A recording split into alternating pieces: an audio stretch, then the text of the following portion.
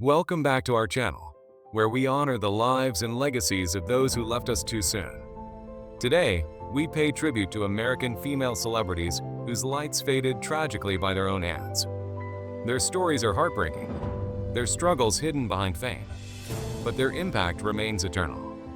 Join us as we remember their lives, their achievements, and the sorrowful endings that shook the world.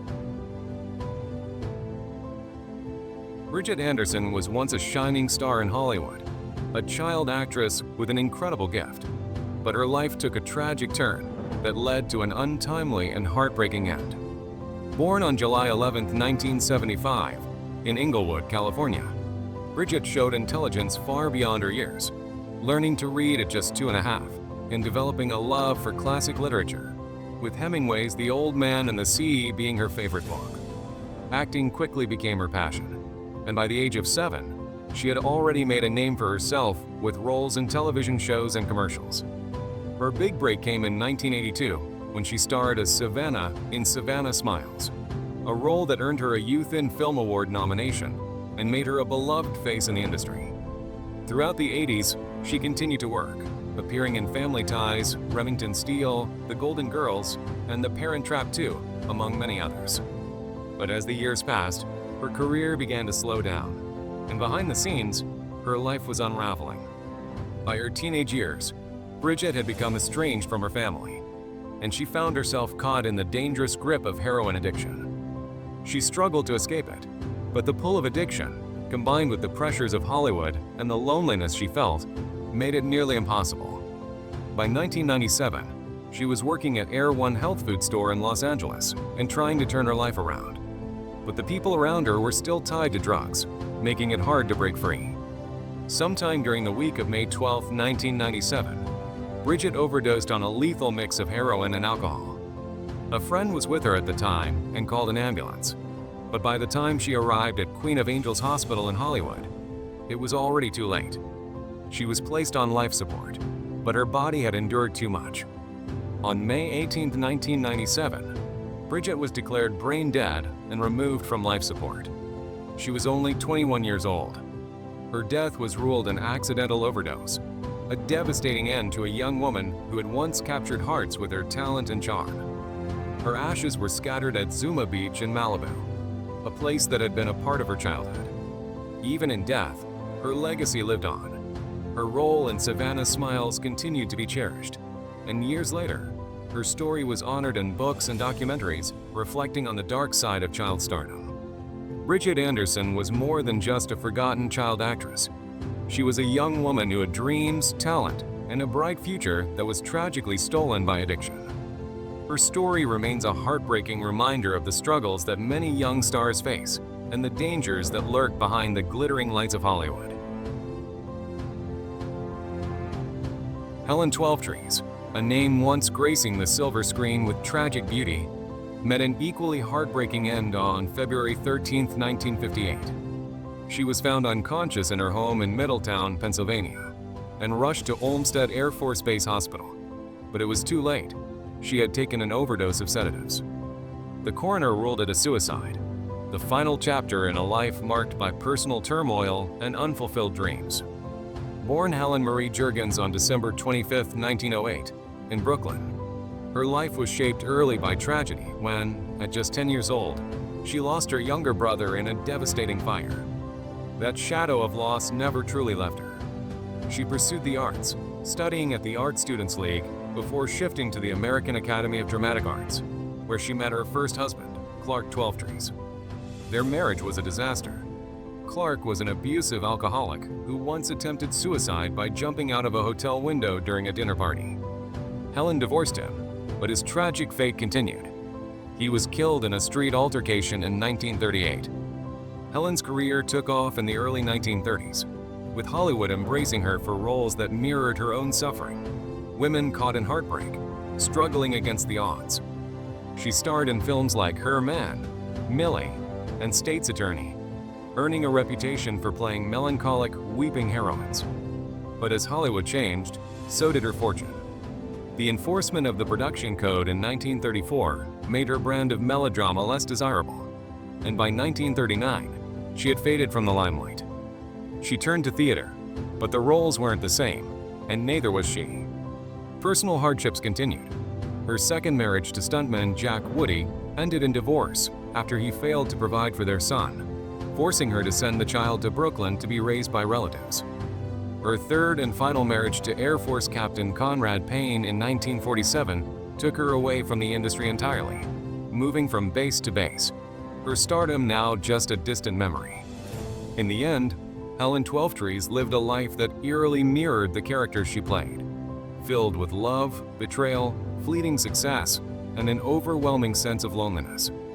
Her final days were spent in quiet obscurity, battling a kidney ailment. And when she took those fatal pills, perhaps she was simply seeking peace from a world that had long forgotten her. At her funeral, only 2 people attended, her husband and a single close friend. It wasn't until 2013 that her family placed a headstone on her unmarked grave, a reminder of a once radiant star who burned too quickly and faded into the darkness, leaving behind a Hollywood legacy wrapped in sorrow. Clara Blandick, the beloved character actress known to millions as Aunt in The Wizard of Oz, lived a life filled with dedication to her craft. But her final years were marked by unbearable pain and loneliness that led to a tragic end. Born on June 4, 1876, aboard a ship in Hong Kong, she was quite literally brought into the world on the waves, a fitting beginning for a woman whose life would take her across continents and stages before landing her in Hollywood. She carved out a successful career in both theater and film, often portraying stern but warm-hearted motherly figures. Though her role in The Wizard of Oz was brief, it was deeply significant, representing the home Dorothy longed to return to, a symbol of comfort and safety. But while audiences cherished her portrayal of Aunt, Clara's own life was far from a fairy tale. As the years passed, her health began to fail.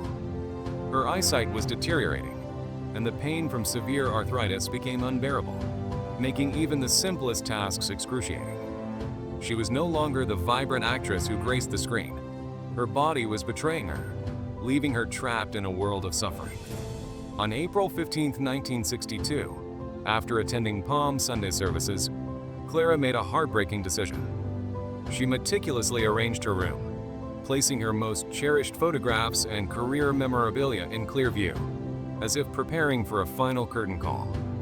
Dressed elegantly in a royal blue dressing gown, with her hairstyle just right, she laid out her resume and press clippings, a silent reminder of the life she had lived and the roles she had played.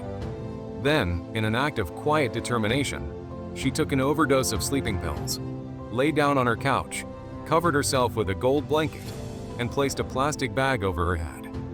Her final note was haunting in its simplicity. I am now about to make the great adventure.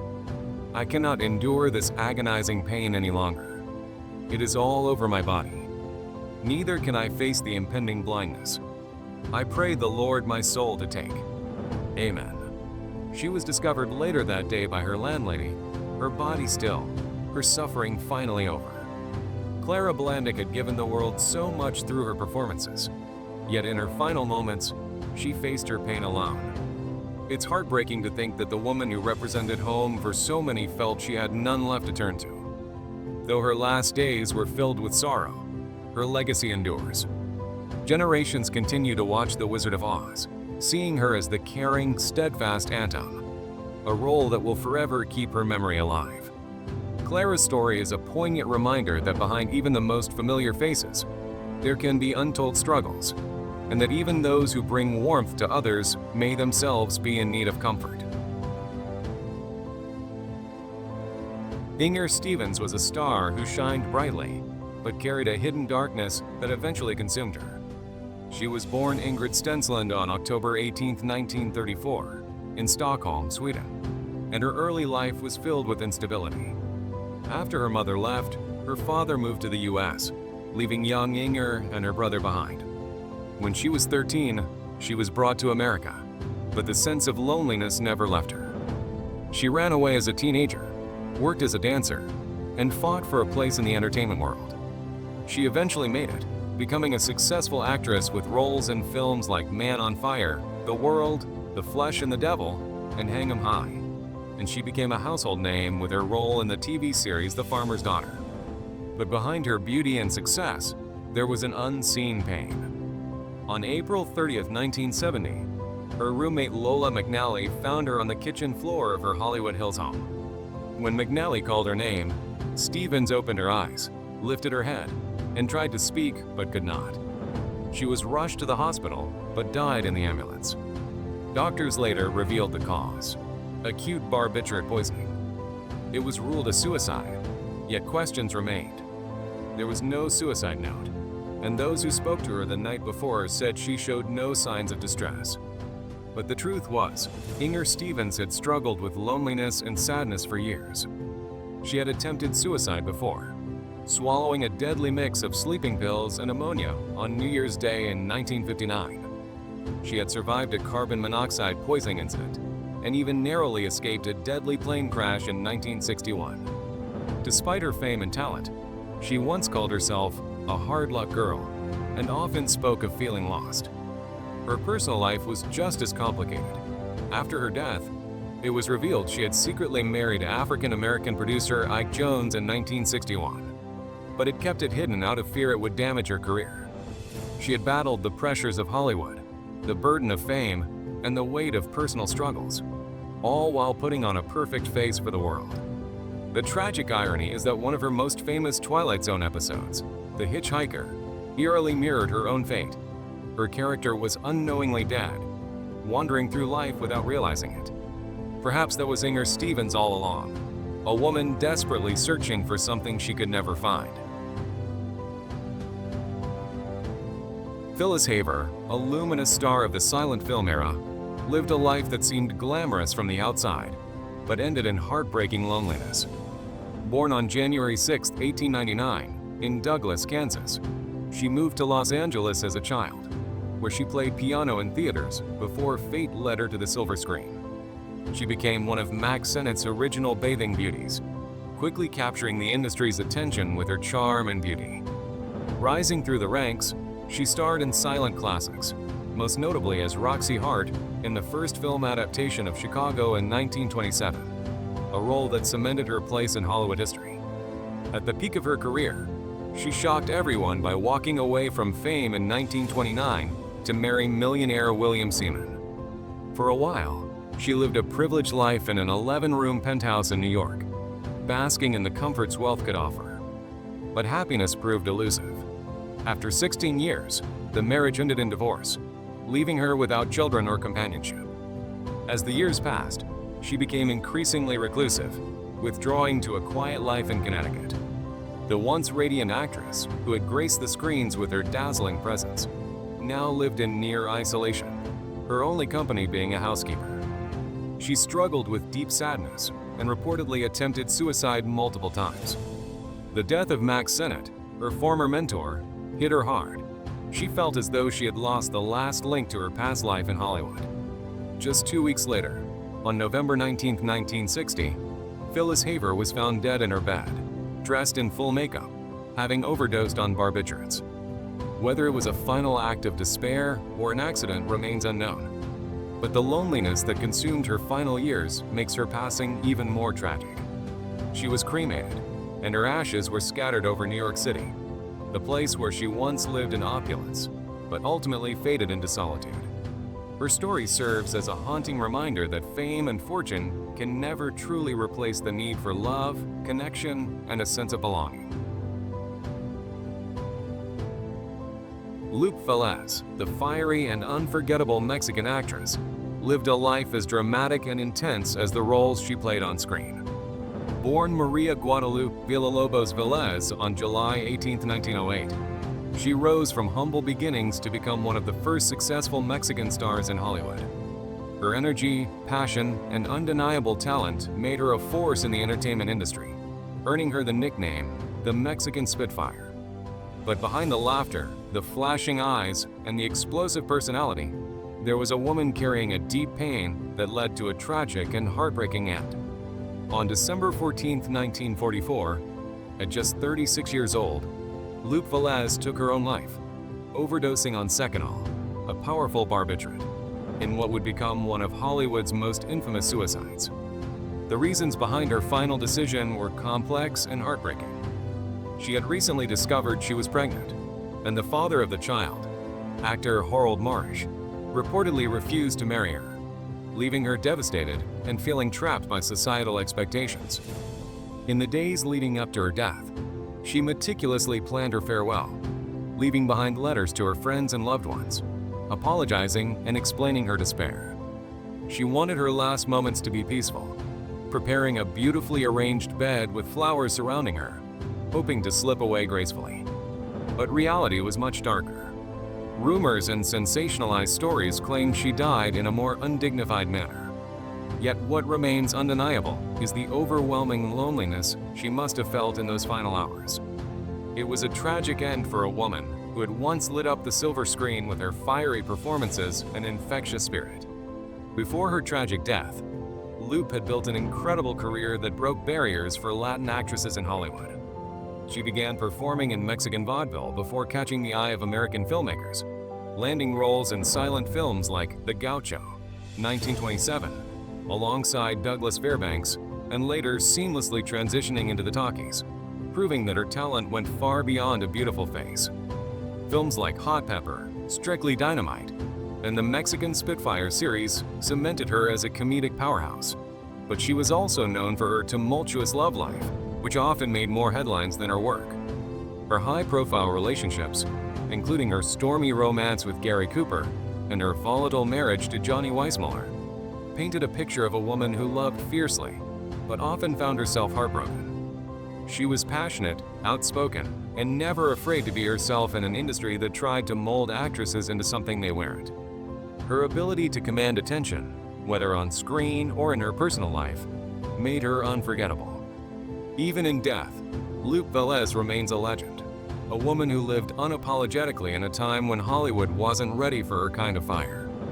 Though her death was tragic, her legacy continues to shine as a trailblazer who paved the way for many Latina actresses who followed.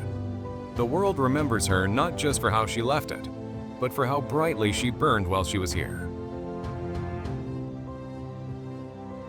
Vera Sisson was a silent film actress whose life was filled with early success, deep love, and a tragic ending. Born on July 31, 1891, in Salt Lake City, Utah, she pursued an acting career that led her to Hollywood's silent era, where she shined in over 80 films, often playing supporting roles alongside industry giants like Rudolph Valentino and Constance Talmadge.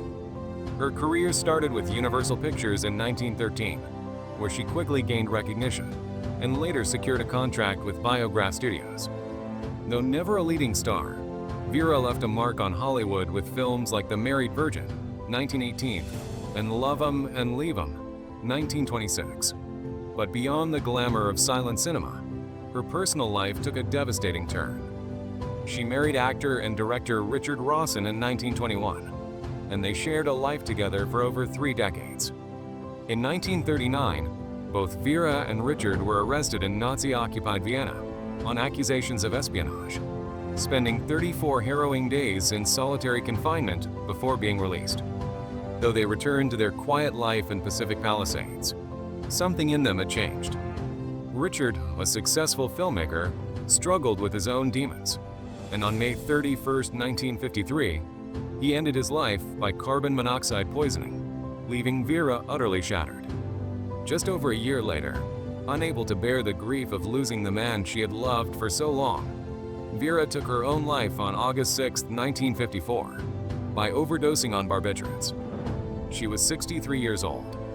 The final chapter of her life was one of heartbreak and loneliness, as the world of Hollywood that once celebrated her had moved on, leaving her with memories of a past that no longer existed.